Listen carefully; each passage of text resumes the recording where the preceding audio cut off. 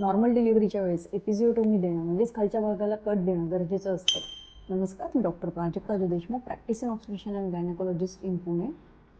Normal डिलिव्हरीच्या वेळेस शक्यतो डॉक्टर खालच्या भागाला कट देतात म्हणजेच एपिझिओटोमी देतात. त्याचं रिझन काय असतं?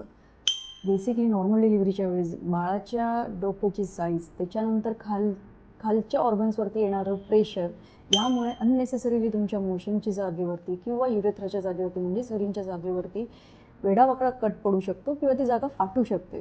त्याच्यापेक्षा व्यवस्थित एपिझिओटोमी देणं म्हणजेच व्यवस्थित एका पर्टिक्युलर पद्धतीने कट देणं हे कधीही बेटर असतं. डिलिव्हरी झाल्यानंतर तो कट व्यवस्थितरित्या सुचर करू शकतो आणि त्याला हिलिंगला काही प्रॉब्लेम येत नाही.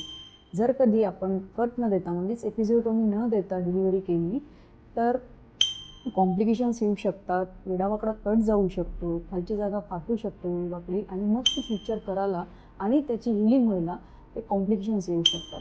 त्याच्यामुळे नेक्स्ट टाईमपासून जर तुमचे डॉक्टर्स म्हणले की नाही आपल्याला एपिझिओटोमी देणं म्हणजेच कट देणं गरजेचं आहे तर त्यांना अडवू नका.